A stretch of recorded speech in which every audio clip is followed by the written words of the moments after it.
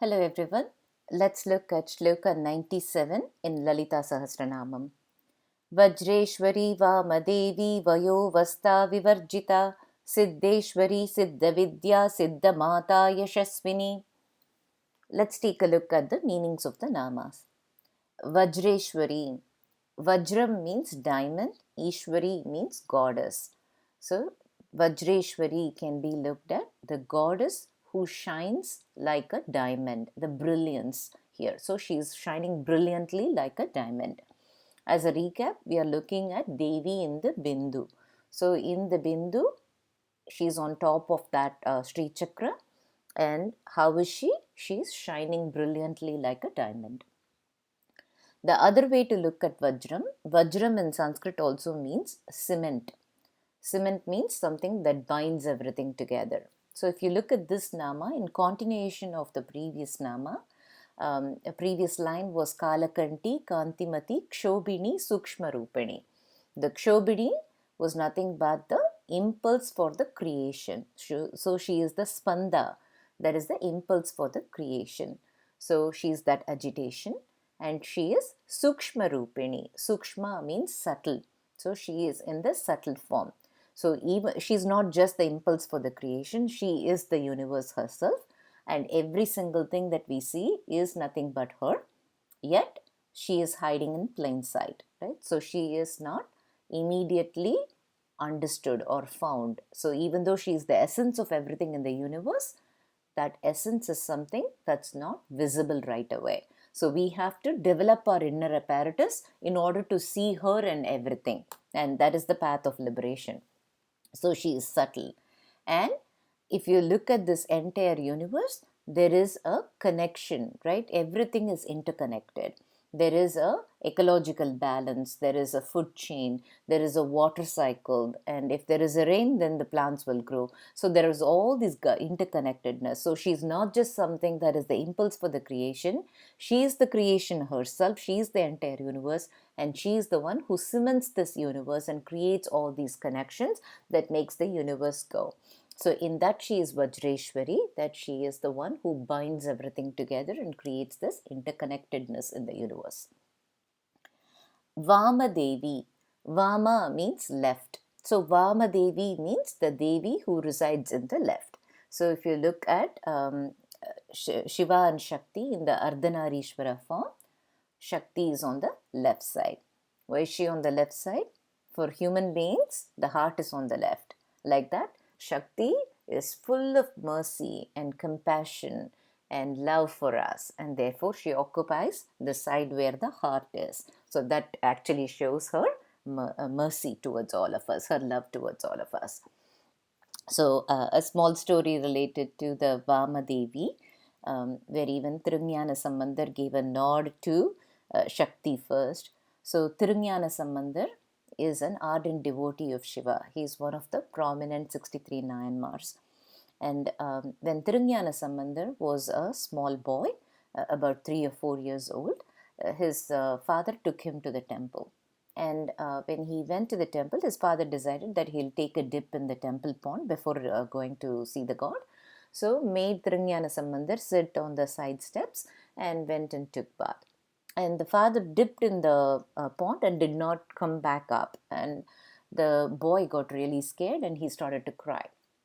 And at that time, Shiva and Shakti were traveling, and it was Shakti who heard. Parvati heard the cries of the boy. Obviously, she is the mother. She can't let anything just pass by. And it was a baby crying. It was a little boy crying, and therefore she wanted to make sure that the boy is good. So she came down and she saw this boy and she fed him milk. And then they both left. And when the father came back up and he came to the boy, he saw that there was milk in the boy's mouth. And so he asked him, "Who fed you?" And at that time, this 4-year-old boy is saying, "Thodudiya seviyan vidayeriyor tu venmadi sudi." So he's asking, who fed you? And he's trying to describe the person who did that. And the first thing that he's saying is, Thodudiya seviyan. Sevi means ear. And in the ear, what was there? Thodu. Thodu means earring. So there was a person who had earring in his ears. Vidayeriyor, he was on a bull, and he had Thuvin Madisudi, he had a crescent moon on his head. So he's describing that. So this is the very first padigam. It's part of the Tevaram. And even though he's trying to describe Shiva, and Thirugnana Sambandar is a devotee of Shiva, you can see he started with Todudaya Seviyan. So which one was that? Todudaya Seviyan is the left part where Shakti was there and she was wearing earring. So we all know Shiva is not prone to getting dressed very well, right? Only the Shakti side of it. So Thirugnana Sambandar gave a nod to the left side of Shiva. So that's a small story related to the vāmadevī. Vayoavasthā vivarjitā. Vayas in Sanskrit means age. Avastha means states. Vivarjitā means devoid of. So she is devoid of the different states of aging. So for human beings, we go from being a baby to a boy or a girl to a man or a woman, then middle-aged, and then old age. Those are all the states that everybody goes through. She is devoid of all of those, and that's why we call her Nitya. She is eternal. She is not subject to time or aging. So if you look at the overall tattvas of the manifestation of the universe, there is only one ultimate reality, right? That ultimate reality is limitless, is formless, it's nameless, it's timeless. None of this applies to that ultimate reality. But that ultimate reality, out of its own will, manifests into different forms. And the moment it gets into a certain form, that's when we can start putting a space-time coordinate towards it. At that point only, time and space become real. So she is this ultimate reality, and the time and space does not apply to her. Therefore, she is eternal. And if you see all this time and space, only when that ultimate reality manifests into a certain form, at that time it gets a use by or expiry date. Or everything that is born, that is manifested in this universe, has an end date to it. And so time is that period between life and death. That's what we call as a lifetime. So that is not something that's applicable to her. And the other way to look at it is she herself is the time, right? So you can think of her as wife of Shiva. Therefore, Shiva is Kala, who's time, and she's wife of Shiva, and therefore she's half of Shiva, and she herself is time, and she's not subject to it. Otherwise, you can also remember that she herself is the unit of time. We saw that in the name Shodashika Rupa. We spoke about the 16 Nitya deities, right? And each Nitya deity corresponds to one phase of the moon between Amavasya and Paurnami. So that's why it is the fortnight. So together these 16 deities, and the 16th deity is Mahanitya, that's Lalita herself. They make the fortnight, and you all know that is the unit of time, right? That's how we measure the years, etc. So that's the unit. And if you see, for all of us, we see this whole world in terms of form and function, and that's why time is a big deal for us, right? Whereas if you see the concept of time, we have a tendency to say the moon waxes and wanes. But if in reality you see, it's a maya, right? The moon does not change at all. It doesn't wax or wane. It is the angle between the earth and the moon that makes only certain parts of the moon visible, and that we use to measure time. Similarly, we say the sun rises and sets, right? The sun doesn't rise and set. It's because of the earth's movement. So these are all, you can see, fundamental things that we believe about certain things are not true. And it's always coming from the human being's perspective. The reason we attribute all this aging, and even if you see with God, we have to give God a form, because that's what makes us able to comprehend. It's very difficult to work with something that's very abstract. So if you have to go in this path of liberation, first you have to start anchoring to something, and that anchor is bhakti, and that is God.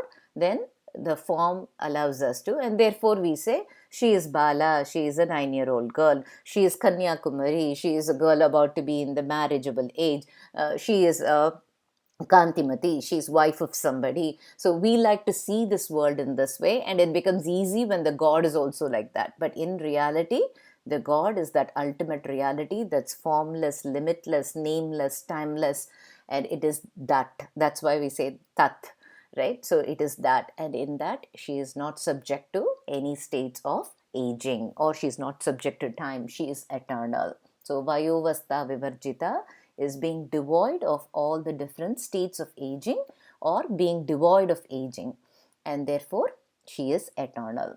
So vajreśvarī vāmadevī vayoavasthā vivarjitā is said to be a mantra that you can chant on a regular basis, which keeps us young, and for people who are older, it prevents them from being impacted by the age-related diseases, etc. So that's something that's good to chant.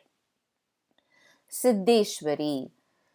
Siddhi means some powerful capabilities. So when people are able to control their senses, focus their mind, and move in the path of liberation, on the way they pick up some extremely good capabilities. So there are 8 siddhis that are considered to be really great, and the siddhis help a person control their body and mind, and also control other people's mind and body. So that is possible. So the 8 siddhis are anima, lagima, garima, mahima, prapti, prakamya, ishitva, and vashitva. So if you look at it, this anima, garima, mahima, lagima are nothing but the ability to become really small or really big, really heavy or really light. So those are all around controlling one's body. And then the prapti, prakamya, ishitva, vashitva is about being able to get whatever you want, being able to manifest whatever you want, being able to influence other people, and being able to control their mind. So these are all siddhis that people get. And of course, anyone in the path of liberation, this is why these are all hard to come by, because they wouldn't use this for their own agenda or gain, and that's why these are very hard. It comes only when you're able to let go of all negative intents or watching out for ourselves. So she is the master. Ishvara is also master. So she is the master of all these siddhas, and siddhas are those people who have gained all these capabilities. So she is the master of all these siddhas. Siddhavidyā. So siddhavidyā, vidya means knowledge. So she is the knowledge that grants you all of these siddhis, and in that she is the Panchadasi mantra. So we've seen Panchadasi mantra has 15 letters in it, and it is the ultimate mantra for liberation. So the Panchadasi mantra is nothing but Lalita herself in a sound form.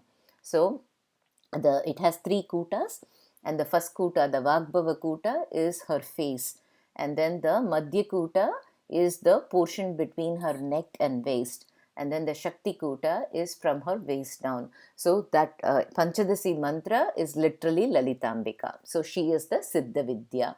And chanting the Panchadasi mantra is sure to grant liberation. It's an extremely powerful mantra and should not be undertaken without a guru's initiation. So it is powerful, and it gives you what you intend to, and that's why it's very important to do it with the guru's guidance, because if the mantra starts giving power, then the person should know how to utilize it. And if they get all these skills and all these capabilities, those things must be put to the right use. So if someone has these powers and wishes something wrong, and they have the prakamya siddhi, then it could destroy the rest of the universe. So that's why these are all extremely powerful mantras that has to be taken with the appropriate guidance. Siddhamātā. Siddhamātā is the mother of all these siddhas. So she's not just the guru, and she is not just the knowledge that the guru imparts. She is also the one that keeps them motivated in that path and makes sure that they are getting the fruits of the mantra that they are chanting, etc. So in that, she is like a mother who's also watching out for our success and wants always the best things for her. So she is someone who is the mother of all those siddhas. Yaśasvinī. Yashas means fame. So yaśasvinī means one who is renowned. So on top of the Bindu, she's sitting there as renowned Lalita Tripura Sundari. Now let's take a look at a story related to the Nama Vajreśvarī. So Vajreśvarī is a temple that is in Kangra, a town called Kangra in Himachal Pradesh. So it's called as Vajreśvarī temple, and she's also called as Kangra Devi. And Kangra Devi temple is one of the Shakti Pitams. And it is said that Sati's left breast fell here. and therefore it's a Shakti Peetam that's celebrated. It's also called as Nagarkottam. So let's look at the story related to Kangra Devi or Vajreshwarī. She's called as Sri Vajreshwarī there. So once upon a time, there was a demon called Kalikala. And this demon was living around this area, and he was bothering everybody. All the human beings, the sages, everybody was being troubled by him. And so people were always in fear of this demon, and they had to always protect their life and property. You never know from where he will come, and he was disturbing. So it became so much that people just couldn't live peacefully anymore. So they went to sage Vasishta, and they all asked sage Vasishta to help and say, what can we do? This demon is troubling us a lot. So sage Vasishta said, let's do a Trichandi Homam, and if we do that Trichandi Homam, then goddess will protect us, and with her protection, no demon can bother us. So they all started to do the Homam. Sage Vasishta presided over it, and they did the Homam. And if you see in all the homams, there is ahuti, right? There is offerings that are given. So you'll see that they'll say swaha, that means I'm offering. So that ahuti and the offering goes to different devas, and then they in turn bless, and then that is how the result of the yajna will be fulfilled. So they were doing it, and typically in all of these, Indra has a big portion. A lot of offering is given to him. Even in Rudram, you'll see that they'll say Vayu and Agni, Agni and Indra, Vayu and Indra. There are namas like that in Rudram. That is because Indra gets his own share, and then he also gets a cut in everybody else's share as the leader of all the devas. So what happened is, when they were doing this yajna or homam, somehow by mistake they forgot to give the offering for Indra. Nobody intended to do it, just happened like that. But Indra is someone who doesn't take all this lightly. He is very, very particular that he should be given prominence and everything. So because of that, he got really mad, and then he came to attack them with the Vajrayudha. And now these are normal people, and they're trying to just save their life and property from the demon. They are no way equal to Indra with the Vajrayudha. Indra's Vajrayudha is the most powerful weapon there. So Indra is ready to attack. He is angry, and all he can think of is he was insulted. And at that time, Devi comes out of the Homakundam, and she swallows Indra's Vajrayudha. And at that time, Indra just realizes, he feels humbled. First of all, she was able to easily tackle his Vajrayudha, and then he feels really ashamed that he behaved in this way. So then Devi says that, you all go fight against this demon, and at the right time I'll come to help. So now Indra is also helping all of them, and all the devas, the demons, the sages are all now in a war against the sages, the people and the devas on one side, and the demon Kalikala on the other side, and they're now in a war. And this Kalikala is proving to be a very skilled warrior, and no matter what you hit with any weapon you use, he's either able to smash the weapon into pieces, or he's able to swallow the weapon. So now the devas and the people sages side is getting really impacted, and so finally Indra is throwing the Vajrayudha, and this demon is able to smash the Vajrayudha into pieces. And Vajram is again diamond. It is considered to be like a lightning bolt or like that, and it's not essentially made of diamonds. It's actually made of the Dīchi Maharishi's bones, but it's just this Vajrayudha breaks into pieces, and there are like millions of pieces all glittering out there. And so there are so many pieces there, and out of those pieces comes Devi, and she kills this demon Kalikala. And so since she came out of those millions of pieces of the Vajrayudham, she is called as Vajreshwarī. So that is the Devi who's residing in Kangra in Himachal Pradesh. It's also said that there is a very popular Vajreshwarī temple in Mumbai as well, and there are hot springs near that temple. There are so many stories around Vajreshwarī temple. It's also said that Parashurama came to halt there.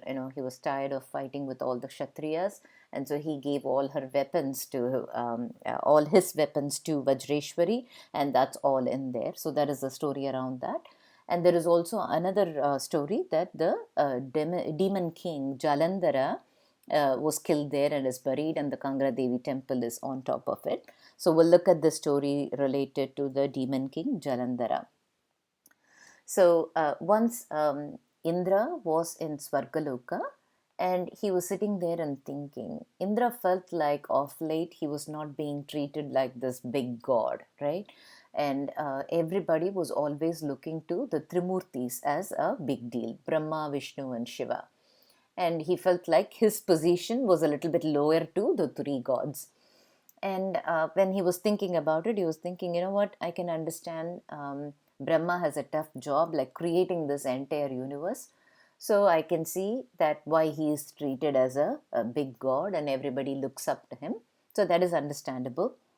Vishnu protects everybody. So naturally people will look up to someone who always offers protection. So he thought, okay, that also is understandable. And then he was thinking about Shiva, and he thought Shiva is the destroyer of evil. So if something bad happens, Shiva is able to come and destroy that.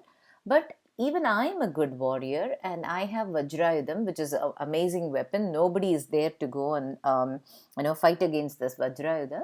So then why am I not treated same like Shiva? Why is Shiva treated better than me? And so he started thinking about it more and more, and he got really upset. And he came to the point where he had to show who's better, right? He had to get that prominence. And therefore he decided, I'm going to go fight with Shiva. And today I want to settle this matter once and for all as to who's better, me or Shiva. And obviously Indra thought he was better than Shiva. And if you see Indra, we see a lot of stories where Indra is prone to pride, prone to jealousy, prone to anger. So there are lots of things that show in that light. Generally, Indra represents the senses, Indriyam, right? So the Indriyam is all our five senses. And so the senses, if you control them and put it in the right path, all good things can happen. That's why he is Devendra. He is the king of all the devas, and he makes good things, right? We get rain because of him. He's in charge of making sure working conditions in the universe is sustained, right? So if the Indriyam, if you control, you can get all good things. But the Indriyam, if it goes out of control, all bad things can happen because it will pull us more and more into samsara. So Indra kind of represents that. That's why you can see he's depicted sometimes in the positive light and sometimes in the negative light. So Indra decides that he's really wanting to show who's the better guy. And so deciding, he went to Kailasa to once and for all settle this matter. And in the meantime, in Kailasa, Shiva came to know that Indra is thinking like this and he is coming to Kailasa. Shiva has three eyes, right? He knows everything that was that happened, that is happening, that will happen. So he is full of wisdom. So he knows what Indra is thinking. So Shiva decides to play with him, and Shiva takes the form of a doorman and is standing on the entrance of Kailasa. So now Indra is walking in, and this doorman stops him and says, wait a minute, what do you want? And then this guy says, I'm Indra and let me in. I need to meet Shiva. So the doorman said, okay, I'll let you in, but you need to say what is the purpose of your visit. So the doorman's job is to make sure that only people with the right appointment. Shiva is a very popular person. Everybody will want to meet him. So he plays the proper role. So he asks, okay, what's your purpose of visit? And then Indra is so worked up at that time. He isn't thinking, who is he talking to? What is he saying? He's saying, I want to once and for all settle who's better, me or Shiva. That's why I've come. And then the doorman smiles and says, you know what, if you want to find out whether you or Shiva are better, why don't you first fight with me? And then if you win me, I'll let you go.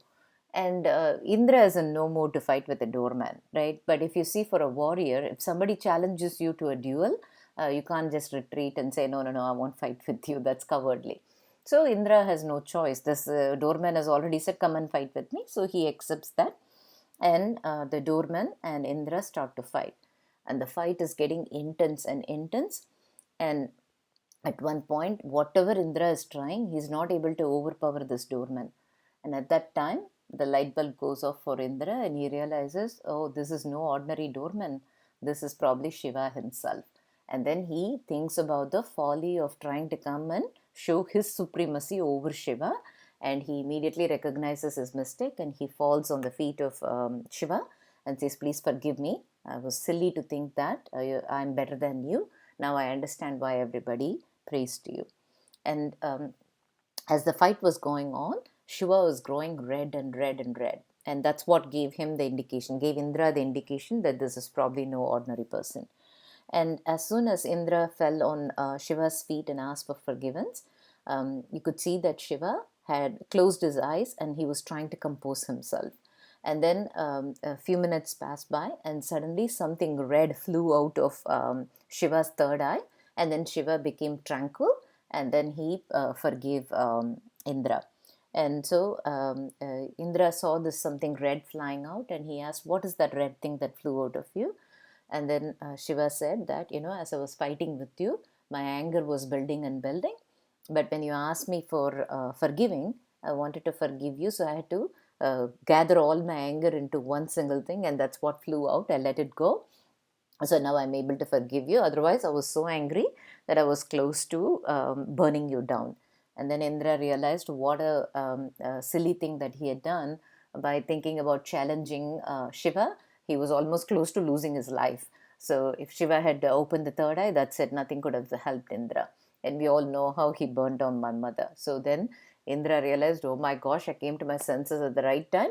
And he ran away from that place. He thanked Shiva for forgiving him and he ran away from that place. Little did Indra know that all his troubles were starting only then.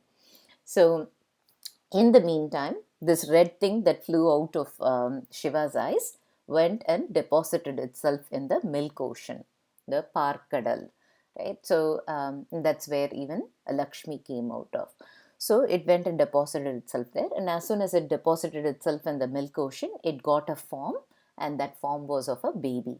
And this baby was crying out so loudly that everybody in the universe could hear it, and it was wailing like crazy.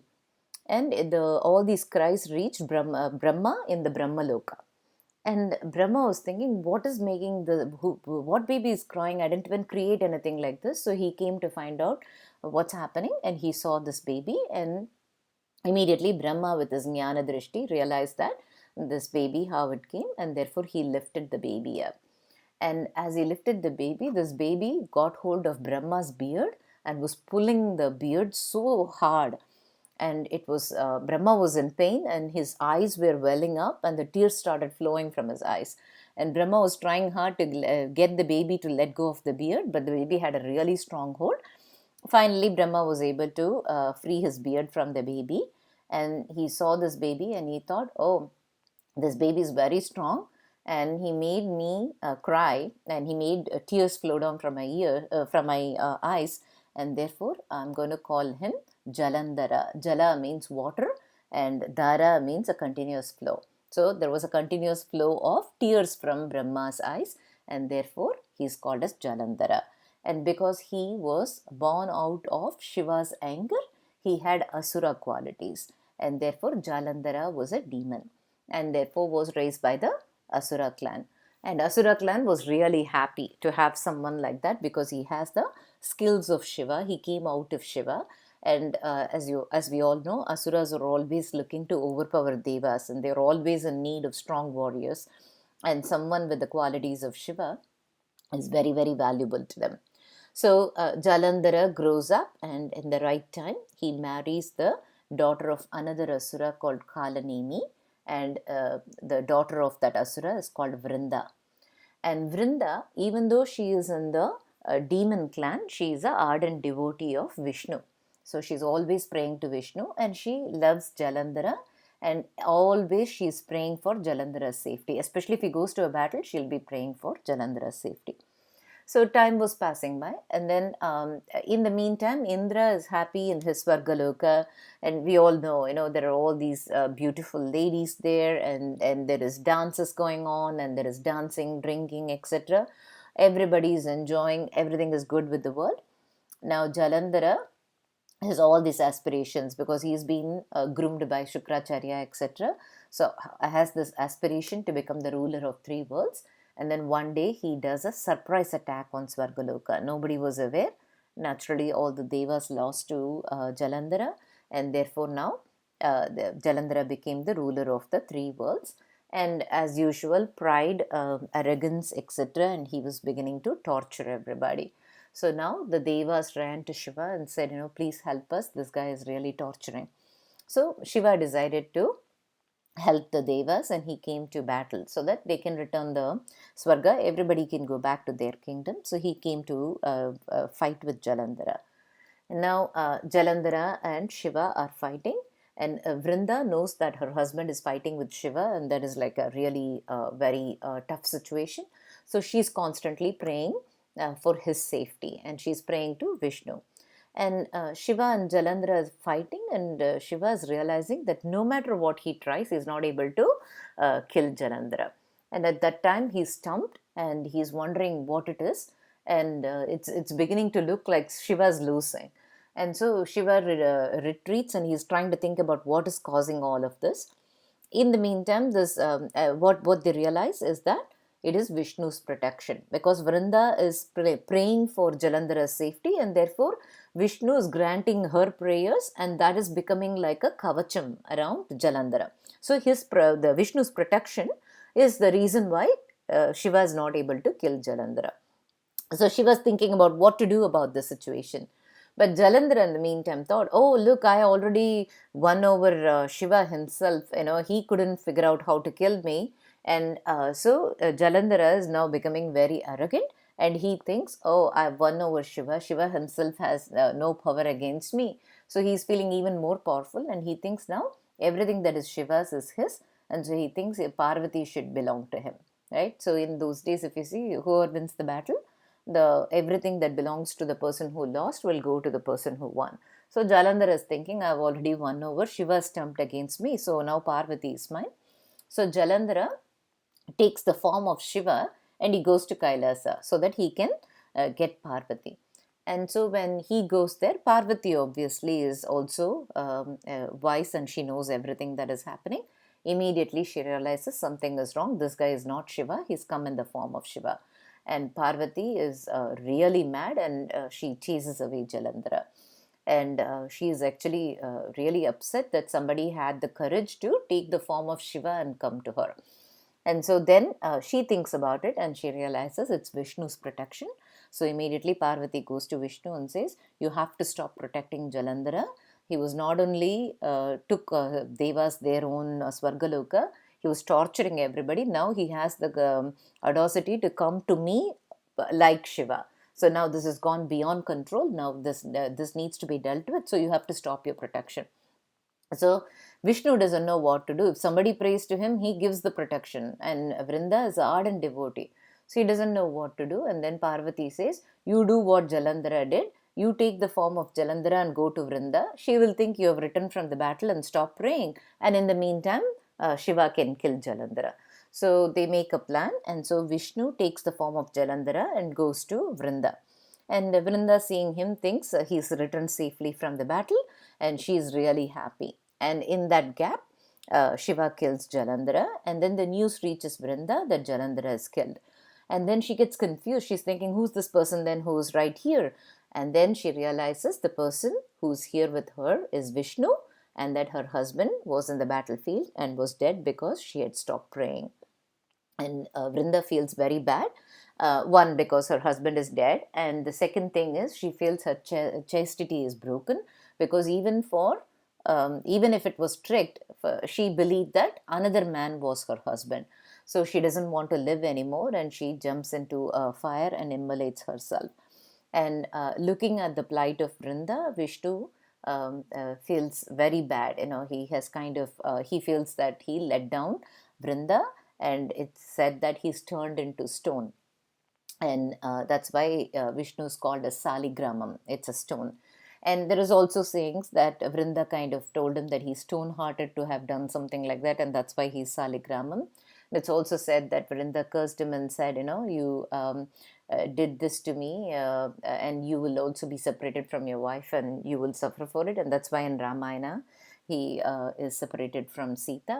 So there are all these sayings around it. And it's also said that the three Devis, Parvati, Lakshmi and Saraswati, put some seeds on her pyre and they grew. And those are the Amla, Tulasi and Jasmine. And that's why they are all considered to be very sacred.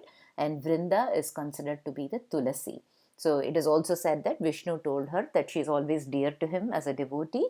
And that's why for Vishnu, if you put Tulasi, he is very pleased. And Vishnu wears Tulasi Mala, etc. And in some temples, they do an annual marriage between the Saligramam and the Tulasi. That is also something that goes on. So it is said that Jalandhara was killed near the Kangra, and that's why this temple is the place where it's built over where he died. So that's why that's one of the stories associated with the Vajreśvarī temple in Kangra. That's all for today. Thank you.